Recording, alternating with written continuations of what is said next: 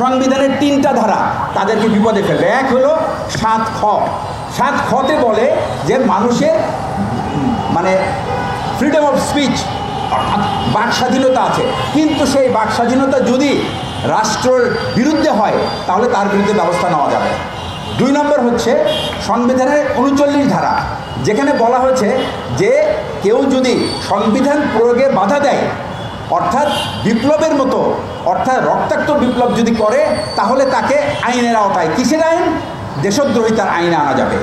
৩ নম্বর হচ্ছে ১৪২ ধারা, সেখানে বলেছে কি যে সেখানে আপনার যখন আপনি এই কোনো সংবিধানে না আনবেন তখন যে কেউ এই পার্লামেন্টে গিয়ে আপনার গল্প পাল্টায় দিতে পারে, সংবিধানের প্রয়োজন থাকতো না।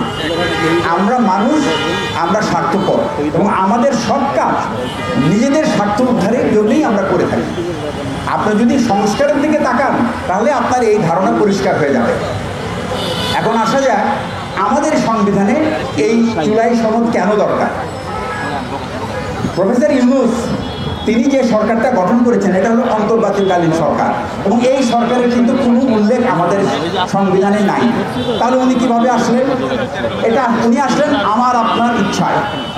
উনি যদি আমার আপনার ইচ্ছায় এসে থাকে তাহলে ওনার এই যে গত ১৩ মাস বা ১১ মাস যে কাজটা উনি করলেন, যে কাজগুলি করছেন, এটার জন্য কিন্তু উনি নিজেই একটা সনদ লিখতে পারতেন যে আপনারা আমাকে দায়িত্ব দিয়েছেন, আমি মনে করি আমার দায়িত্ব এইটুকু, এইটা বলে উনি ওনার কাজ শুরু করতে পারতেন। কিন্তু উনি তা করলেন না। উনি একটু বোকামি করলেন এবং করে উনি ওনার সংবিধানে ফেরত দিলেন, যেখানে তার নিজেরই কোনো স্থান নাই। এরপরে আসছি এই জুলাই সনদ কেন এই দাবি। আপনি যদি খেয়াল করে রাখেন বাংলাদেশের এই ৫৫ বছর ইতিহাসে সবচেয়ে রক্তাক্ত আন্দোলন হলো এই জুলাইয়ের আন্দোলন। এই জুলাইয়ের আন্দোলনের নায়ককে, এই জুলাইয়ের আন্দোলনের নায়ক কিন্তু আপনারা।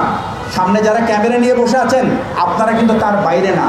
আপনারা আপনাদের স্থান থেকে এই জুলাইয়ের জন্য আপনারা যুদ্ধ করেছেন এবং আপনাদের অবদানের কারণেই কিন্তু ১৬ বছর ধরে জেকে বসা এক স্বৈরাচার এখান থেকে বিদায় নিয়েছে।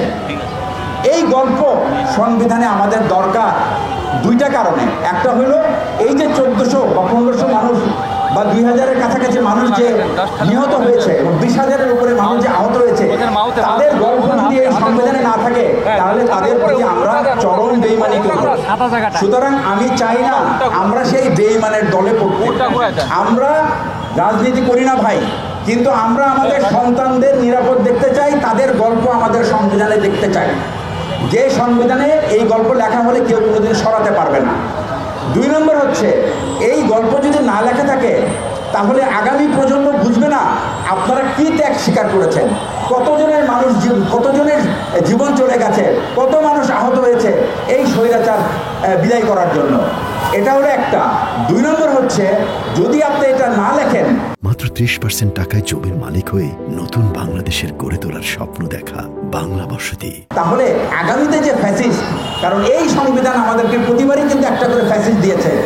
অনেক আগে আমার এক বস আমাকে বলেছিল ৩য় বিশ্বে কেউ চেয়ার থেকে নামে না, তাকে নামাইতে হয়।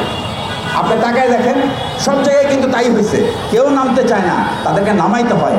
তো আমার প্রশ্নটা হচ্ছে যে আপনি আপনার গল্পটা, এটা আপনার গল্প, আমাদের ছেলেদের গল্প, যারা তাদের জীবনে এই সার্জিস, এই নাহিদ, এই হাসান আবদুল্লাহ, এদের গল্প, এই জারা তাসনিম, এই সামান্তা, তাদের গল্প, এদের গল্প কিন্তু এই সমাজে থাকতে হবে। না হলে তাদের দান এবং তারা যারা এই মুভমেন্টের যারা নেতৃত্ব দিয়েছেন তারা কিন্তু চরম বিপদের মুখে পড়বে। এটা কীভাবে? সংবিধানের 3টা ধারা তাদেরকে বিপদে ফেলবে। এক হলো ৭ খ। ৭ খতে বলে যে মানুষের ফ্রিডম অফ স্পিচ অর্থাৎ বাক স্বাধীনতা আছে, কিন্তু সেই বাক স্বাধীনতা যদি রাষ্ট্রের বিরুদ্ধে হয় তাহলে তার বিরুদ্ধে ব্যবস্থা নেওয়া যাবে। ২ নম্বর হচ্ছে সংবিধানের ৩৯ ধারা, যেখানে বলা হয়েছে যে কেউ যদি সংবিধান প্রয়োগে বাধা দেয় অর্থাৎ বিপ্লবের মতো অর্থাৎ রক্তাক্ত বিপ্লব যদি করে তাহলে তাকে আইনের আওতায়, কিসের আইন? দেশদ্রোহিতার আইনে আনা যাবে। ৩ নম্বর হচ্ছে ১৪২ ধারা, সেখানে বলেছে কি যে সেখানে আপনার যখন আপনি এই কোনো সংবিধানে না আনবেন তখন যে কেউ এই পার্লামেন্টে গিয়ে আপনার গল্প পাল্টায় দিতে পারে, এবং পাল্টায় দেওয়ার ফলে কি হবে? আমাদের যে রাজনীতির ইতিহাস আপনারা যদি খেয়াল করে দেখেন ভাই, রাজনৈতিক প্রতিপক্ষকে ধ্বংস করার জন্য কিন্তু আমরা একে অপরের পিছনে সবসময় লেগে আছি। সুতরাং তাদের হাতে এই জুলাই সনদ সংবিধানে না থাকলে সেই অস্ত্র তুলে দেওয়া হবে, যে অস্ত্র দিয়ে এই সমস্ত নায়ক বিপ্লবীদের তারা ফাঁসির কাস্টে ঝুলাবে। এটা হইতে পারে আমি, কারণ আজকে আমি কথা বলছি, আপনার চেহারা প্রত্যেকেই ফুটেজ দেখে দেখে বের করবে এবং সবাইকে এই চার্জের মধ্যে ফেলতে পারে, এবং এই চার্জ থেকে আপনার মুক্তির কোনো উপায় নেই। এরপরে যেটা দরকার সেটা হচ্ছে যে আমাদের সামনে তো উদাহরণ আছে। ৭৫ সালে যে বিপ্লব ঘটেছিল, সেই বিপ্লবে তাদেরকে ইনডেমনিটি দেওয়া হয়েছিল একটা অর্ডিন্যান্সের মাধ্যমে। আওয়ামী লীগ সরকার ৯৬ সালে ক্ষমতায় এসে এক সিম্পল মেজরিটিতে সেই অর্ডিন্যান্সকে বাতিল করে এই নায়কদের ১০ জনকে তারা ফাঁসির কাস্টে ঝুলিয়েছে। এবং আগামীতে এই যারা বিপ্লবের পক্ষে, তারা যদি বিপ্লবের পক্ষেই হয়ে থাকে তাহলে তাদের গল্প লিখতে অসুবিধাটা কী? তার মানে তারা তাদের অস্ত্রটা তাদের হাতে রাখতে চায়, সেই সাক্ষ্য ধারা, সেই ৩৯ ধারা, সেই ১৪২ ধারা, এর মধ্যে আপনাকে আমাকে সবাইকে ফেলে তার রাজনৈতিক প্রতিপক্ষকে নির্মূল করে ফেলতে পারে। আমি চাই না যে, আমরা চাই না, আমি আপনি সবাই আমরা চাই না আপনাদের গলায় বা আমাদের সন্তানদের গলায় আবার সেই ফাঁসির দড়ি ঝুলুক। তারা এই দেশকে মুক্তি দিয়েছে, আমাকে এখানে বসে কথা বলার সাহস জুগিয়েছে, আপনাদেরকে যা খুশি তাই লেখার সাহস জুগিয়েছে। এই বাক স্বাধীনতা গত ৫৫ বছরে বাংলাদেশ কখনো এনজয় করে নাই। সব শেষে বলবো, প্রফেসর ইউনূস স্যার, আপনি আরেকবার স্বৈরাচার হন, হয়ে এই ২৪-এর সনদ সংবিধানে ঢুকান।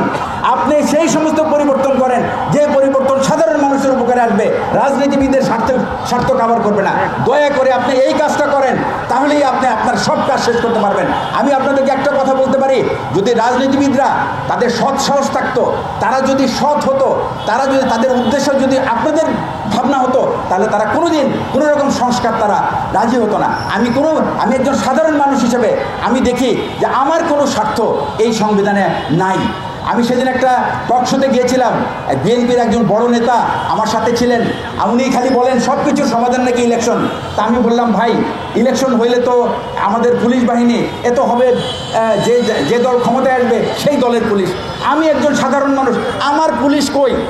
আমি কার কাছে আশ্রয় যাব, কার কাছে আমি প্রোটেকশন যাব? কেউ তো আমাকে প্রোটেকশন দিবে না। এই জুলাই সনদ যদি আপনার ধরা হয়, তাহলে জুলাই সনদের ভিত্তিতে যে সংবিধান তৈরি হবে, সেই সংবিধান আমাদের নায়কদেরকে রক্ষা করবে এবং দেশকে একটা নতুন যাত্রায় নিয়ে যাবে।